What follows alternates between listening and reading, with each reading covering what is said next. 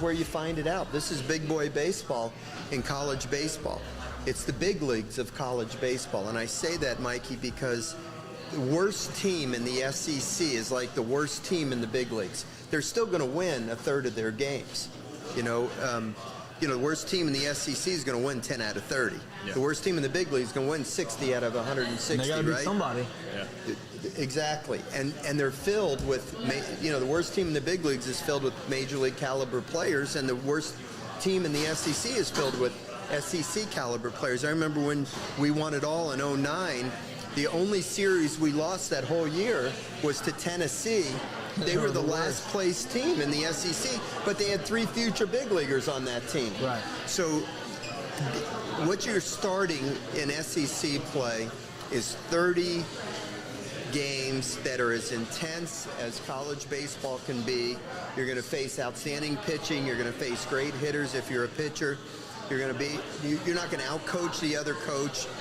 Every venue is an exciting venue, and it's a time to separate the men from the boys. If you've got it, you're going to show it in the SEC. Every Friday night guy in the SEC is going to have a potential to make it to the big leagues.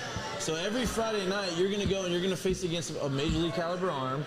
You're going to have 1 or 2 guys in your lineup that are major league caliber players.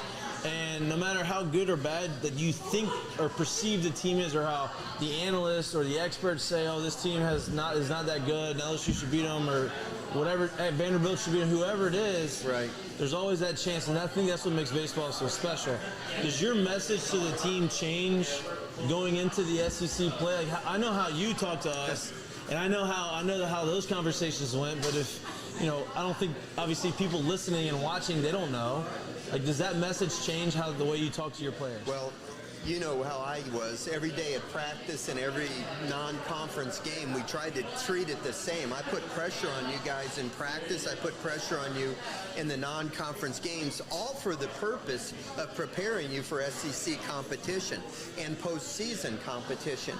And I used to tell you guys, look, you don't have to try any harder today because you're playing Texas for the national championship. You don't have to try any harder than you did 30 games ago, against Ole Miss, or 40 games ago in non-conference play.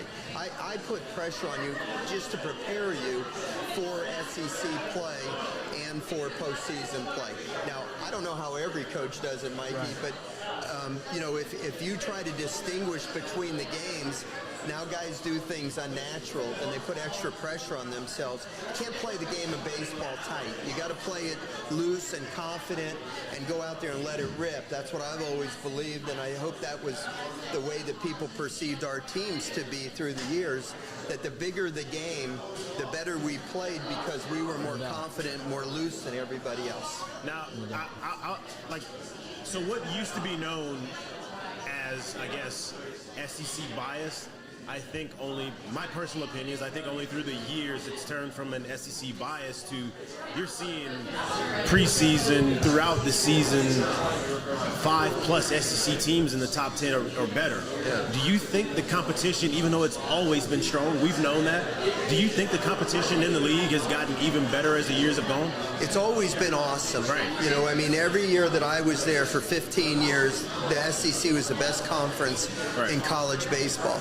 But I think the thing that's changed, even since you guys played in 2009 and then 10 and 11, is the quality of the arms has continued to ratchet up depth-wise. Right. It used to be like on Friday night you were going to face 94 to 97. Right. And then Saturday night you would face 91 to 93. And then Sunday you'd find the pitchability guy that was 88 to 91.